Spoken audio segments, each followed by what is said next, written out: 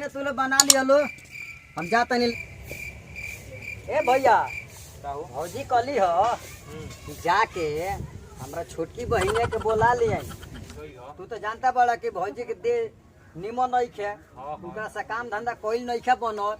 तू ये कहलिए कि जाके बोला लिए जाई तो कारवा धंधवा घर के करी। ठीक बच्चा बोला लिया वो। ठीक बाटे तो हम जाते नहीं बोला के लेके आओ। जल्दी आई बा। ठीक बाटे।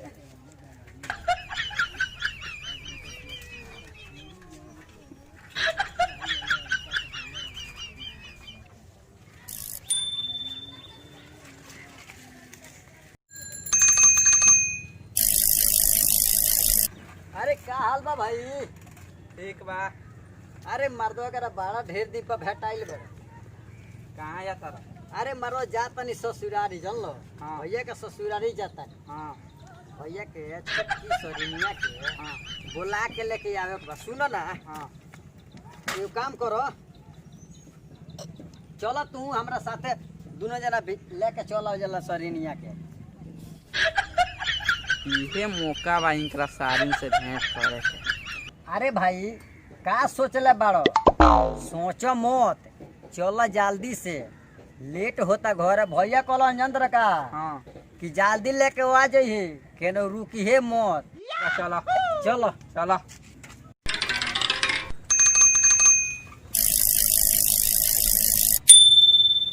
ये घरवा हटे उतरा भाई। ये जी लगा दी साइकिलिया।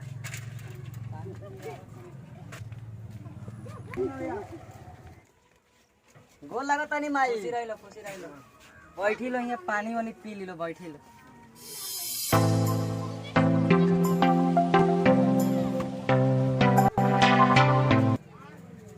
और बा भाई ढेर दिन पर अपना भैया के ससुरारी हम आइल बन। हाँ ठीक बा भाई, हमरे एगो यहीं जी हितई बा आवतानी।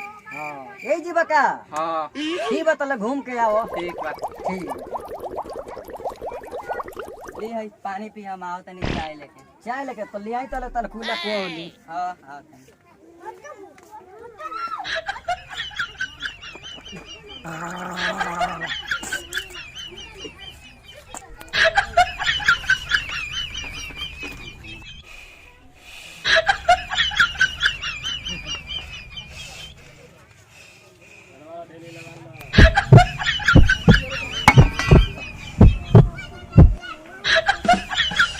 ली है चाय पी।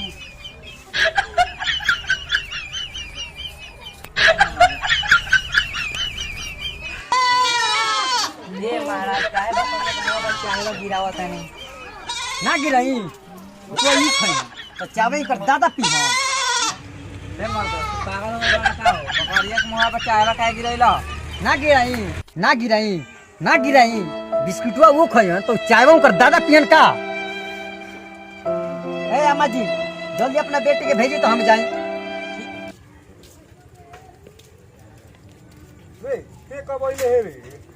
मारो अबगे तो आवत नहीं ना देखलो का। ना ऊ कहां बिया?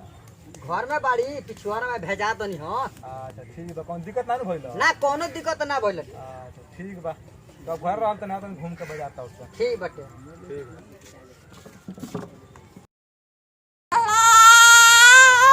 अरे भौजी के नु लइका भइल बाटे, ओही में हमारा घर है आइल बार से खोजे बा जा तनी डांस करब ओही से में। का गुचवा र। अरे काहे ना जा अपनी ओही में डांस कर रे। भैया हो बदरिया मोरी भैया हो बदरिया मोरी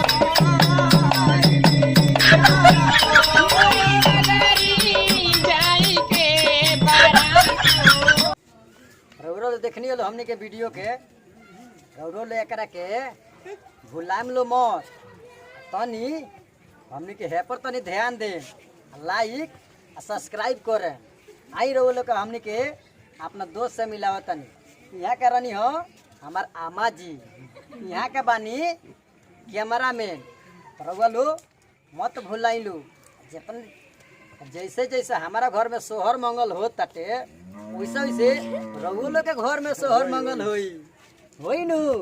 यहाँ पर ध्यान दे।